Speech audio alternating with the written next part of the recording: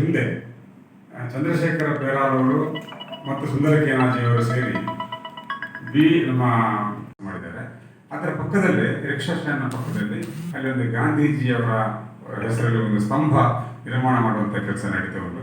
ಮುಂದಕ್ಕೆ ಸಾಧ್ಯ ಆದರೆ ಅಲ್ಲಿ ಅಥವಾ ರಥ ನಿರ್ಮಾಣವಾಗುವಲ್ಲಿ ಗಾಂಧೀಜಿಯವರ ಪ್ರತಿಮೆ ಮಾಡುವಂಥ ಯೋಚನೆ ಕೂಡ ನಮ್ಮೆಲ್ಲರಿಗೂ ಕೂಡ ಅವರು ಕೂಡ ನಮ್ಮೆಲ್ಲರಲ್ಲಿದೆ. ಈ ಬಾರಿ ಅವರು ನಮ್ಮೊಟ್ಟಿಗೆ ಕೈ ಜೋಡಿಸಿದ್ದಾರೆ. ಆ ಹಿನ್ನೆಲೆಯಲ್ಲಿ ಇಲ್ಲಿ ಗಾಂಧಿನಡಿಗೆ ನಮ್ಮ ಜ್ಯೋತಿ ಸರ್ಕಲ್ ಆರಂಭವಾಗುವಂಥದ್ದು ಗಾಂಧಿನಗರದವರೆಗೆ ಹೋಗಿ ಅಲ್ಲಿ ಈ ಗಾಂಧಿ ಸ್ತಂಭ ಏನಿದೆ ಆ ಸ್ತಂಭದ ಉದ್ಘಾಟನಾ ಕಾರ್ಯಕ್ರಮ ಕೂಡ ಅವತ್ತು ನಡೀತಿದೆ. ನಮ್ಮ ಶಾಸಕಿ ಭಾಗೀರಥಿ ಮುರಳಿ ಅವರು ಉದ್ಘಾಟನೆ ನೆರವೇರಿಸ್ತಾರೆ.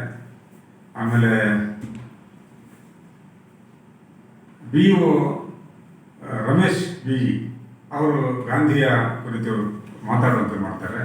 ಅಲ್ಲಿ ನಾವು ಎಲ್ಲ ಸಂಘ ಸಂಸ್ಥೆಗಳನ್ನು ಮಾಡ್ತೇವೆ. ಗಾಂಧಿ ಚಿಂತನೆ ವೇದಿಕೆ ಅಂತ ಹೇಳಿದರೆ ಗಾಂಧಿ ಚಿಂತನೆ ವೇದಿಕೆ ಮಾತ್ರ ಅಲ್ಲ, ಎಲ್ಲ ನಿಮ್ಮ ಯುವಜನ ಸಂಘ ಮಂಡಳಿ ಆಗಿರ್ಬೋದು, Lions club, Rotary club, JC ಮತ್ತು ಬೇರೆ ಸಂಘ ಸಂಸ್ಥೆಗಳು, ಶಾಲೆಗಳವರನ್ನು ಕೂಡ ಇದರಲ್ಲಿ ವಿದ್ಯಾರ್ಥಿಗಳು ಹೆಚ್ಚಿನ ಪ್ರಮಾಣದಲ್ಲಿ ಭಾಗವಹಿಸುವಂಥ ರೀತಿಯ ಒಂದು ಕಾರ್ಯಕ್ರಮ ಆಯೋಜನೆ ಮಾಡಿದ್ದೇವೆ.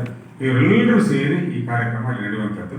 ಆದರೆ ಸರಳವಾದ ಅದು ಸುಂದರವಾದಂಥ ಗಾಂಧಿಯ ಚಿಂತನೆಗಳನ್ನು ಪ್ರಸಾರ ಮಾಡುವಂಥ ಮನವರಿಕೆ ಮಾಡುವಂಥ ಒಂದು ಪ್ರಕ್ರಿಯೆ ನಡೆಯುವಂಥದ್ದು.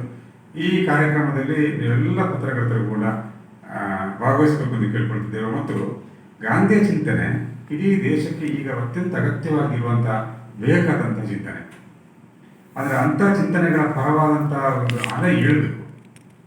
ಹೇಗೆ ಗಾಂಧಿ ಚಿಂತನೆಯ ವಿರುದ್ಧದ ಅಲೆ ಹೇಳ್ತಾ ಉಂಟು, ಗಾಂಧಿ ಚಿಂತನೆಯ ಪರ ಅಲೆ ಅದು ಹಿಂದೆ ಇತ್ತು. ಗಾಂಧೀಜಿಯವರು ಇರುವಾಗಲೇ ಗಾಂಧಿ ಚಿಂತನೆ ವಿರುದ್ಧದ ಅಲೆ ಇತ್ತು.